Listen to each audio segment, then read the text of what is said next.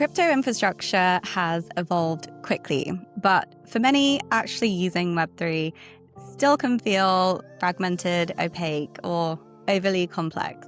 Today's guest, Stephanie Vaughan, is building Veda, a platform focused on making on-chain finance more usable, more programmable, and more aligned with how people and institutions actually operate.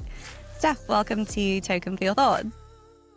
Hi, thanks for having me. It's great to have you here. So as we normally do, it's great to sort of, start with a little bit about you and your background. So it would be great if you can tell us what you were doing before you entered the crypto space, and what that looks like.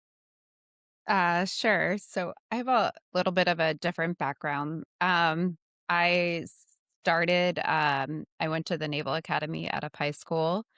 Um, and then I served in the Marine Corps for 5 years. I got out of the Marine Corps as a captain. I served in operation Awesome. in Enduring Freedom and was a general's aide. Yeah, so Wow. Amazing. So a bit different.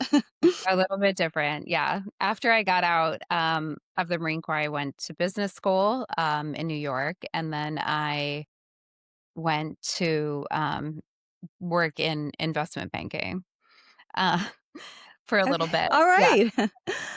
After Oh my gosh, invest I love it.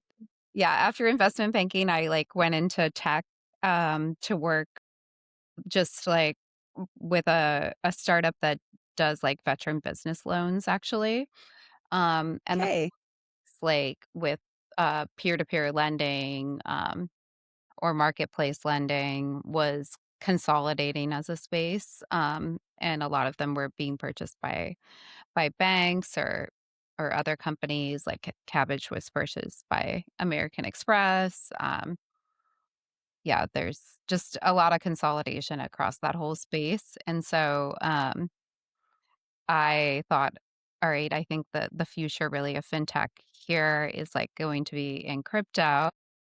Um, and then Ah, I looked at the crypto lenders, when I first got in, at the end of 2017, beginning of 2018, and the crypto lenders were just not what I thought they would be, especially coming from hmm. actual fintech lending. So Yeah.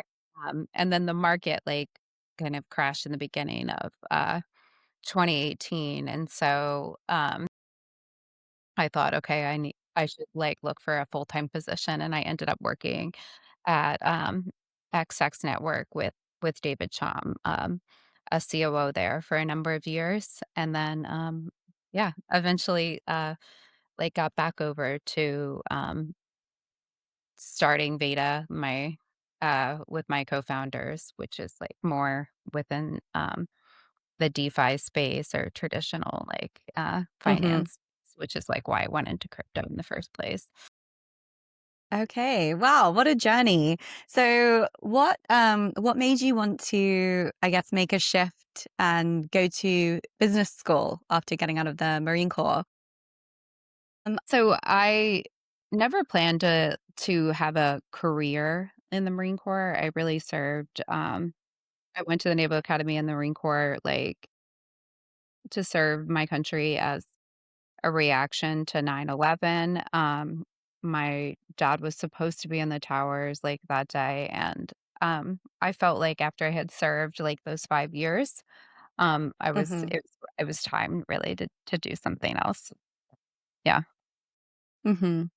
Oh wow. Gosh, that's incredible. And yeah, thank goodness he wasn't there that day. Wow. All right, so you go to business school and then you went into investment banking. So I guess that gave you some great insight, obviously, into yeah, the mechanics of business and all the sectors and areas where money is going in terms of startups. And then yeah, you landed in fintech, the fintech kind of area. So how did the genesis of Veda happen? Like what sparked the idea for that once you were in the crypto space? So I met my co-founders for Veda at a project called Sommelier, where I was working as head of operations, and we were working on Okay. different vaults for Sommelier, like running the strategies for those vaults, using the infrastructure of Sommelier, which was a Mhm. little bit complicated infrastructure in the fact that these were Ethereum vaults, like that had a backbone of the Sommelier, like, blockchain that was a, Cosmos blockchain. And so we had an idea to create, something called the boring vault structure, as the background to like or the infrastructure rather to code the vaults on. And so, like, that was the beginning. Yeah, it was like it just, like it was a more efficient structure in a lot of different ways, and, Mhm.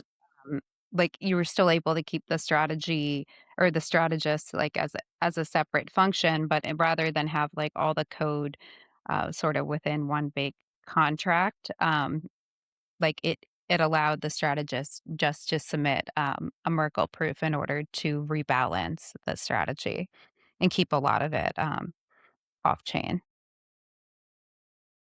So Okay, instead got of it. having all the vault logic in one contract, yeah, that was the sort of beginning of the whole Veda. So the reason we needed that is because of just a different partner that we were working with when we started with a contract with EtherFi. So 7 Seas, like, had a contract with EtherFi, and we were unable to use the Sommelier structure, and so we started Veda. Okay. And what was that, I guess, decision or journey like, going out and starting a project, by yourself, kind of making that decision, um, yeah, to become a co-founder? Yeah, I guess we had already been working together in the company, and so it kind of went smoothly a little bit at first, like, Mhm. okay, the next logical next step was to set up our own, like, infrastructure, and then, like, just like, separate than Sommelier. Yeah, that was, like, really, so it felt like a smooth transition there, yeah. Yeah, I guess that's such a big part of it when you find someone that you know that you work well with and the team Yeah, is there. That's such a strong foundation for, a yeah. venture for sure.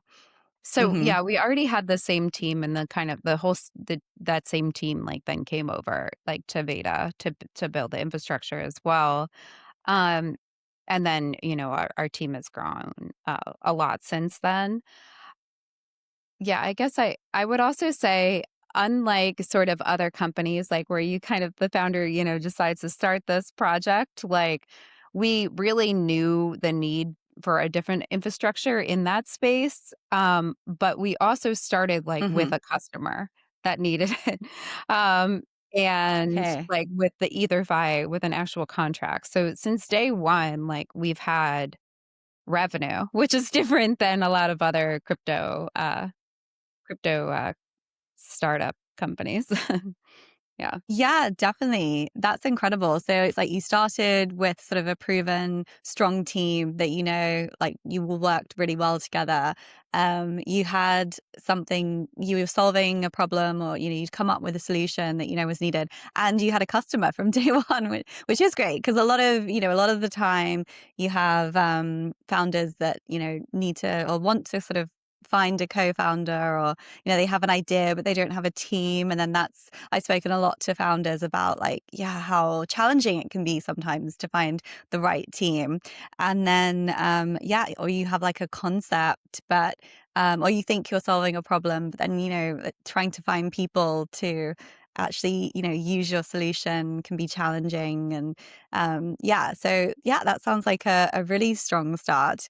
So we sort of touched on it a little bit, but for someone hearing about Veda for the first time, can you describe for us, what it is that you do, and how people can utilize it?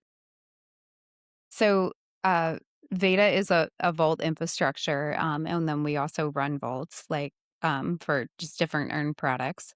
So someone could go to our product with a number of different partners that we have, EtherFi, Lombard, etc.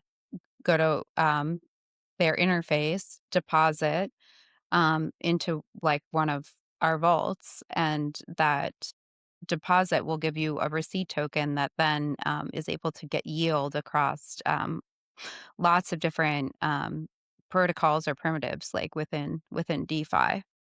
So by learning lots of different strategies at the same time and really having like, a dynamic version of those strategies. So rebalancing into things that are working better than others. So like unlike something like Yearn where the strategy would go stale, like our vaults like continue to adapt based on like, market conditions, etc. Can add new protocols like without like having to redeposit each time.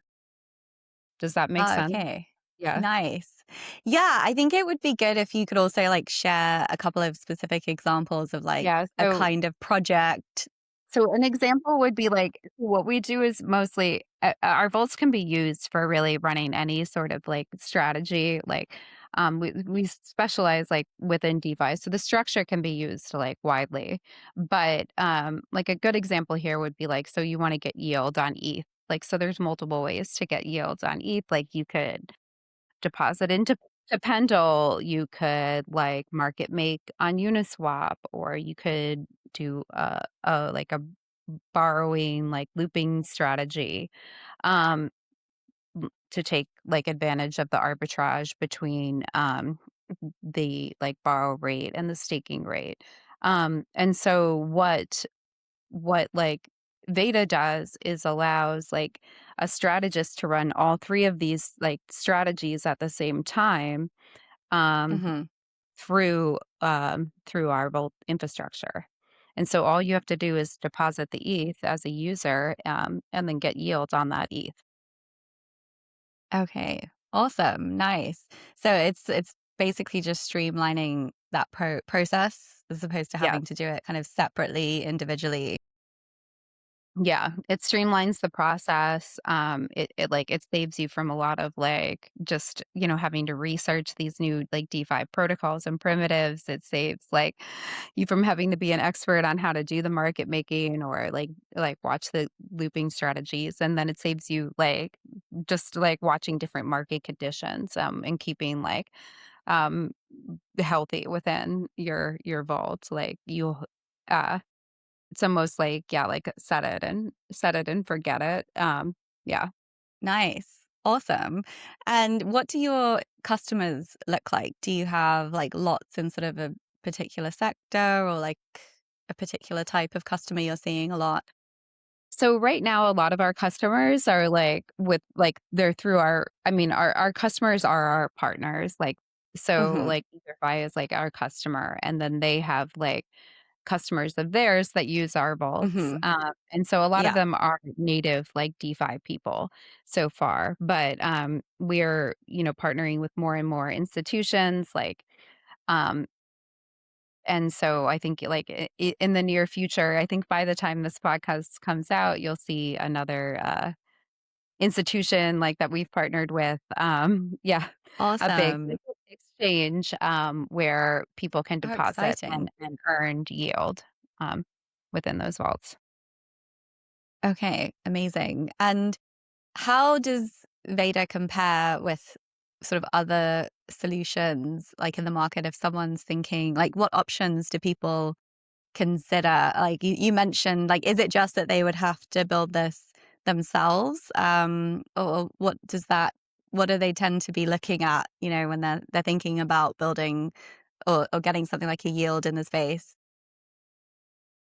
So I think like people are looking at different risk like one different risk like profiles like for the yield like within the space. Like it's difficult to kind of go and understand like each new protocol. You're looking at the safety of that protocol, etc. There's lots of hacks within DeFi um that like I think people are really nervous about or might not, have the expertise themselves to look at a different protocol.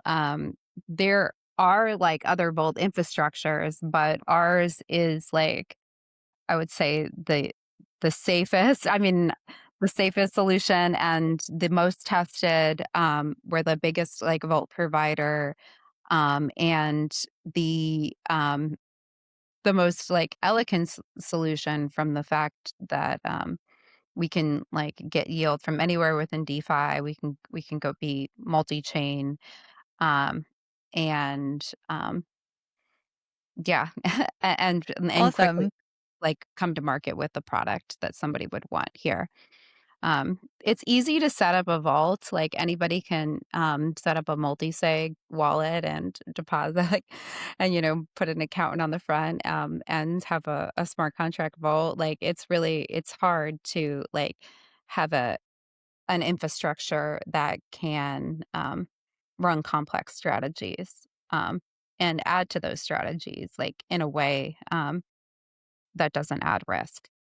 Hmm.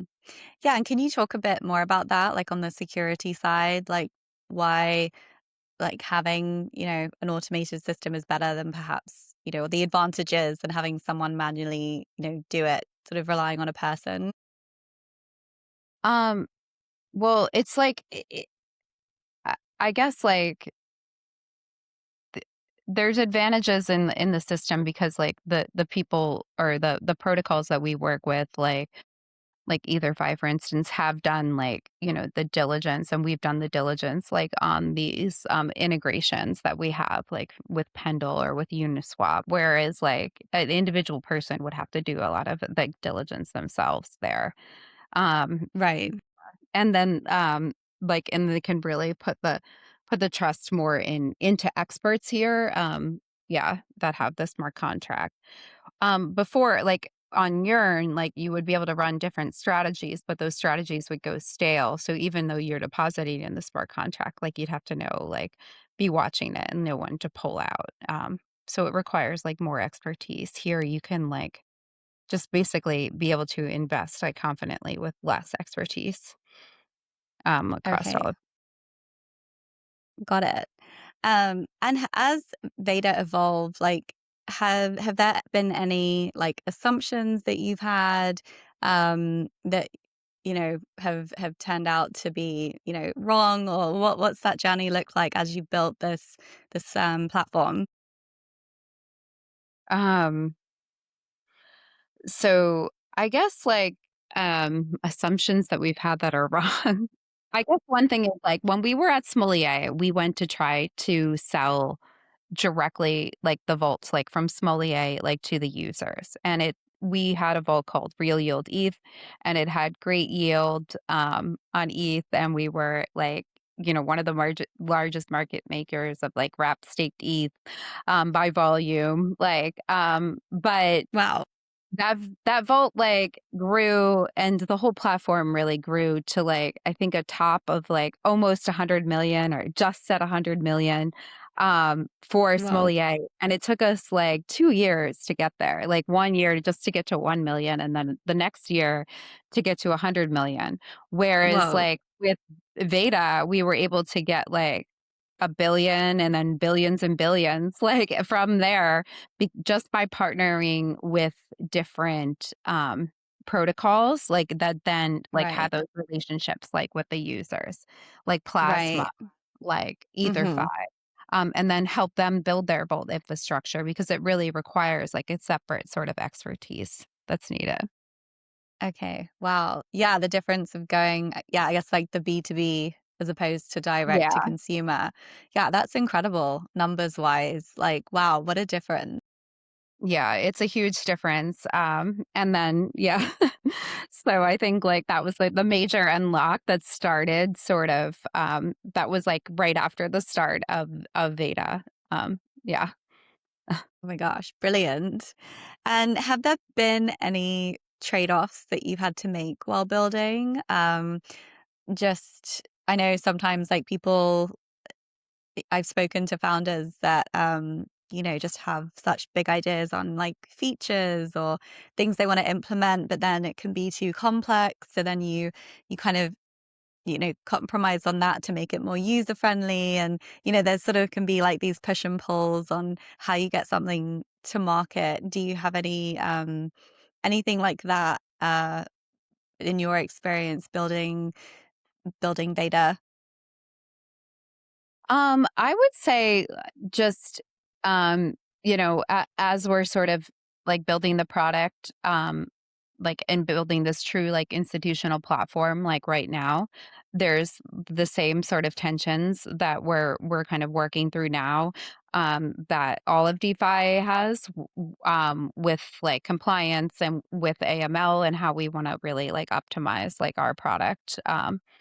Like from there in order to meet like the standard that institutions have. There's trade-offs there. There's also, trade-offs like within the time we have like one way to do instant withdrawals. Like sometimes like we have a withdrawal queue. So there's like trade-offs within the product there. But we try to make like a Hmm. really customizable product like for who we're partnering with, for what they need. And then kind of adding like different features really to meet the customers like as they as we're they're developing themselves. Like the Hmm. institutional customers are coming into crypto. Yeah. Okay, yeah. And I mean, you mentioned about like the difference in numbers once you started partnering with projects as opposed to going direct to consumer. Were there any other moments like that that have surprised you about building in the space, Um, hmm. or even about like how people have used Veda or I mean, I was, something? I'm trying to think. Yeah, I mean, I would say like surprising what's in the space. There's lots of different, just like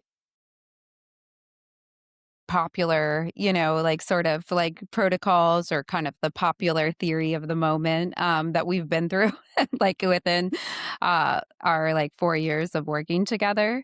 But Hmm. what is consistent is this need for like this vault, like a dynamic vault structure that can really handle everything, like which is like what Veda Hmm. can do, because those things will come and go. So we started with EtherFi in like the kind of height of all the LRTs, and yield on all of them, and that grew and grew and grew. And now, like I don't think I've even heard anybody say the word like LRT while like in like a Right. year.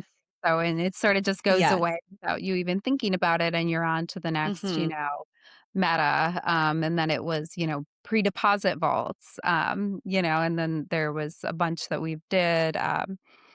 And like now that's sort of like, making room for the next meta. But what's been consistent really like is like the vault structure here, and like a vault structure that can really handle all of these different changes within DeFi. Um, Hmm. yeah, and then we're seeing more sophisticated clients now coming into the space. Yeah. Yeah. Hmm. Yeah, I think that's a really good point because in an industry that moves so quick, there are such, new trends all the time. And I'm sure it can be a case of like easy to get shiny light syndrome where it's like, oh, this is happening, or how should we get involved or get on this? I guess what's your approach with that? You're saying that you've stayed pretty consistent, but I don't know, can it be like tempting at the time to, want to think, oh, maybe we should be going in this direction if there's a trend happening, or what's it like sort of Well, making those calls? no, so we will like y- we try to pick partners that um or we have so far, I feel like, we pick partners that are, the winner, and like they're sort of like niche within the space, although, that's always sort of changing here. Hmm. But eventually like we'd like to build a platform that can serve like everybody here. Um, yeah, I mean, we will like and have like built for, like, some of these trends and been, like, the like, with our partners as, like, some of the first people, really providing these, like, with the trend, but, Mhm. we know that it's gonna go away, I guess, eventually. Right. Yeah, and to sort of, like, be sure that we can find the next one. Um Got it. Yeah, very cool. I guess it's good because it's like you're providing the infrastructure, so you can do that with, potentially any new, trend or sector that pops up. So Yeah. it's like a good position to be in. Um, are Yeah, there and we can any provide our tech to a lot of different, like, customers. So we used to get the question a lot, like, at Smolier when we had the vaults, like, they're, like, "Okay, well, you're incentivizing these vaults. So what happens, when the incentives go away?" If you're providing the infrastructure, you can always, like, be, people can always provide incentives. You're the backbone. Like, if someone moves from one Veda vault to another, it's like it doesn't matter so much to us. Yeah, as long as Mhm. it's like Veda. Yeah. Yeah, there you go. Exactly. No, it's a good position to be in. So are there any misconceptions that you come across whether it's Veda specifically, or just with vaults in general that people have? Um, I would just hmm. Oh, I think there's a lot of confusion about like how what Veda is capable of, what different partners, yeah, or different like competitors of ours are capable of, and like how a vault like like really functions. I think there's a Okay. lot of education that we have to do, like, with clients, and I think, like, we're working, like, through that. Yeah, to kind of explain what our capabilities are and what's needed here. Um, Mhm. so, yeah, to broadly answer your question. Yeah. Is there a good time when projects typically, come to you to want to set up a Veda vault, or can it vary? Like, is there a certain point they should be at? Whether it's like a certain size of a customer base, or I don't know, like, is there like an ideal like, persona that you have, or does it completely Yeah, I vary mean, depending on the so project? I think ideally, come to us like, with enough time so that we can really like make, a customized vault that they need for their customers. But like Mhm. so far, like we have um just as we've been building the platform and as we were a small team in the beginning, we didn't have the capacity to work with everybody, and so we would Mhm. pick people that like we knew would have a large customer base, and Mhm. like we could be confident of that, but as like we build the platform, anybody can really kind of come on and hopefully like yeah be able to build our vaults like to the specs that they want. So we're kind of like moving like directions, I say right now, and like when people should come to us, versus like Mhm. historically, like what's been the case. Okay, awesome. And what does that process look like of when they're like, okay, we want to work with Veda? I mean, yeah, what does it look like in terms of how they get set up, like how long it takes to get set up? Can you talk us through a bit about that? It really all depends, like, on the customer, like, we've been, able to Okay. set up bolts in, like, 24 hours for certain projects, like Wow. yeah, but we've also been able to, like, like, it's also taken weeks, and we've built, like, new, like, smart contracts and have those audited and, weeks and months, like, to build, like, certain features on other bolts, like, that customers needed. So I'd say the earlier the better, with, like, an idea of what is really needed for your customers.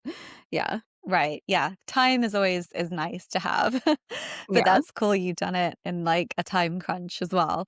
Do you have any like favorite stories of like client outcomes? I could like say, we've set up like vaults like, very quickly. I'd say, like I just said, sort of like for Yeah, clients, where we've worked with them on vaults before, and like we were able to sort of get this set up quickly there.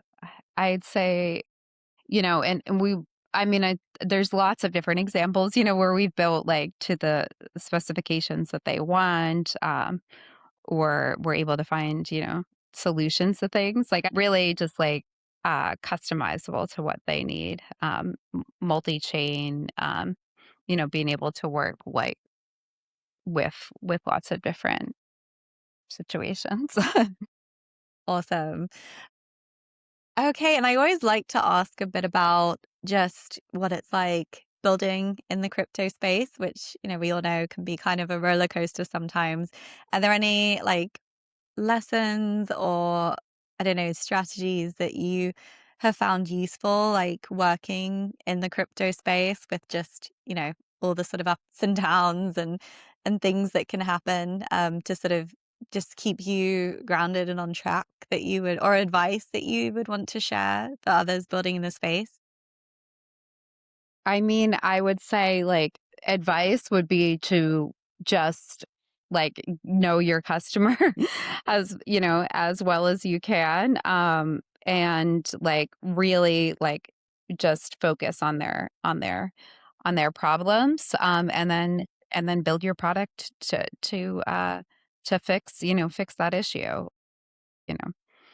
We have a customer success person that works for Veda. So we went over like one example of something, this morning that like, a number of customers are having this issue. So what can we do here to improve everybody's experience?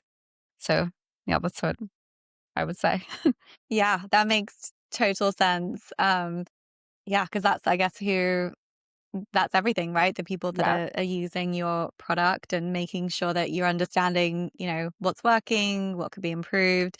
Yeah, I think that's always good advice. I had a guest on that said too, I mean, it sounds like, you had this early where you had a paying customer, so you had a product you knew that could work. But he said, make sure you're solving a problem at least for one person. Like, it's like a real world problem and that if it solves it for at least one person, and the likelihood is that there'll be others out there that it could also solve it for. So I thought that was also like a nice one but having that like customer focus, I think is always super smart. Yeah. I think So the saying, I guess, for at least one person, make sure you're solving a problem, make sure you're solving a problem like you're giving a medicine here, right? Or a solution and not like, vitamins or something. Like yes, you're not just yes, making something slightly better, but you're actually like, like changing like the outcome for what you're yes. providing here. hmm Um Yeah, I love that analogy too. Yeah, I think I just had someone recently say that too. I was like, "That's a great," and yeah, I I feel hadn't like heard it these are what you before. hear, like, all those sort of common startup, Oh, yeah, I lingo. hadn't heard the medicine one. It was like, yeah, make sure you have like a medicine as opposed to I think that was it. Yeah, vitamin Yeah, or medicine as something. And I opposed was to like, I love vitamin, that. yeah. Yeah, it makes sense because it's something that people need. They need it now. Like they're looking for Yeah, it. something that's gonna make you feel better, like, not just as, Yes. like, ever you feel okay and it's, like, marginally hmm improving the experience, yeah. Yeah, I love that analogy. That was a good one. Yeah, so I feel like we've covered a lot. Is there anything else that we didn't cover, whether it was something about Veda that you offer or something about, the projects you target, yeah, or anything else you wanted to highlight before we wrap up? No, I think that's good. I'm good. Yeah, thank you. Okay, Yeah, thanks, like awesome. yeah, I'm glad we finally got to do this. Okay. Well, yeah, this has been wonderful. Thank you so much for coming on the podcast and sharing about your journey into the crypto space and how, how you set up Veda and everything that you're doing. It sounds an absolutely fantastic solution, and it's been wonderful to hear about it today. So thank you. It's been a great conversation. Thank you. All right. Well, that's it for today's episode of Token for Your Thoughts. If you enjoyed the conversation, make sure to follow the podcast and stay tuned for more founders, builders, and voices shaping the future of crypto and Web3. We'll see you on the next episode.